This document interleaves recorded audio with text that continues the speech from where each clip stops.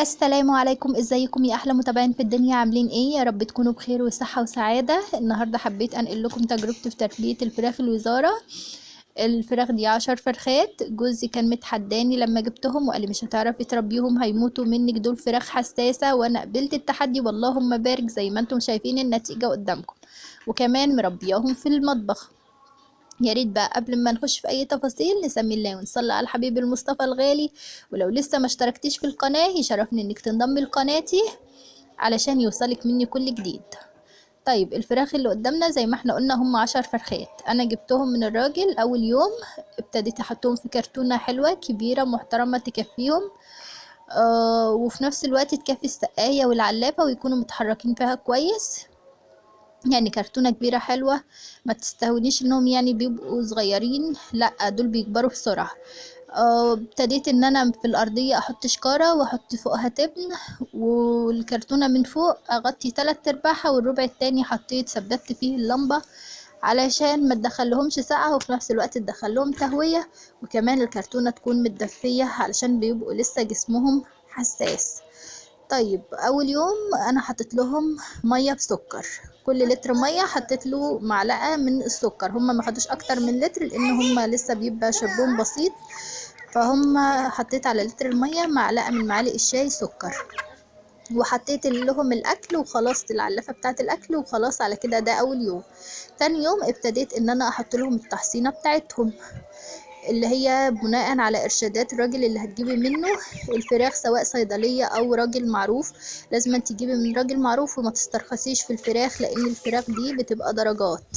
فما تسترخصيش عشان في فراخ ما بتكبرش معاكي مهما عملت لها. تجيبي فرخ في فرز اول. طيب ده كده بالنسبة لأول يوم. وتاني يوم أنا فضلت سايباهم على نفس الوضع لمدة 7 أيام. طبعا كنت بنضف تحتهم كل ما بلاقي الوضع يحتاج.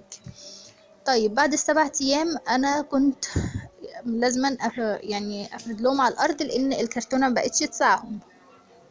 طيب انا عملت ايه؟ فردت لهم ايه على الارض؟ فردتهم الاول مشمع. وبعد كده ابتديت احط عليه ورق كرتون. وبعد كده فوق ورق الكرتون حطيت شكاير وفوق الشكاير تبن. الوضع اللي انتوا شايفينه قدامكم. بس انا كنت في البداية لحد 20 يوم انا كنت بغطي 3/4 المكان والربع التاني بس هو اللي كنت بسيبه لان زي ما قلت لكم هم لسه صغيرين بيبقى جسمهم حساس. وبرده مثبتة اللمبة ليهم في الجزء اللي هو الربع اللي هو باقي.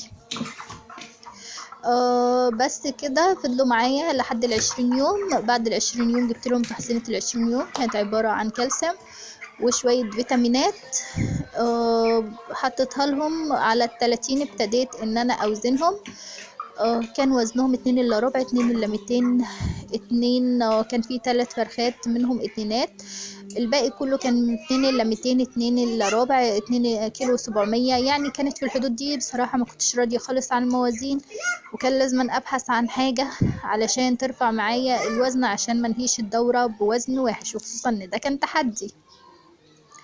طيب انا بحثت على النت وابتديت ان انا اشوف ايه الحاجات المفيدة ليهم. انا صراحة كنت ضد اي حاجة تتحط على الاكل علشان انا مش عايزة اخسر اي حاجة. فابتديت ان انا اي حاجة ابحث عنها ان انا عايزاها تتحط على المية لحد ما توصلت لهم لمشروب كويس جدا. عملته لهم واللهم بارك، جاب نتيجة كويسة جدا معاهم. وانا عملته فيديو شورتس هبسيب لكم الرابط اسفل صندوق الوصف. طيب الفراخ على 38 بعد ما حطيت لهم المشروب على 38. اللهم بارك بقت 3 إلا 100، 3 إلا 50. وده وزن كويس جدا اللهم بارك. طيب انا استخدمته ازاي؟ انا كنت بحط 2 لتر منه، بعمله على 2 لتر مكونات على 2 لتر. كنت بحط لتر الصبح ولتر اخر النهار، وبقية اليوم كنت بحط نفس المكونات بس من غير بصل وتوم عشان المشروب كان فيه بصل وتوم. ما كنتش بحط البصل والثوم خلال باقي اليوم. وكنت بحط لهم لتر واحد في اليوم مية عادية عشان برضو محرمهمش منها. وزي ما انتم شايفين المطبخ بتاعي رجعته زي ما انتم شايفين الجمال والحلاوة.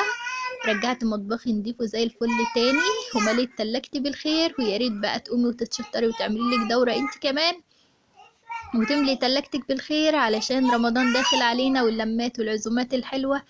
ويلا بقى لو عجبك الفيديو ما تنسيناش في اللايك والاشتراك في القناة وتفعيل زر الجرس عشان يوصلك مني كل جديد، واسيبكم في رعاية الله.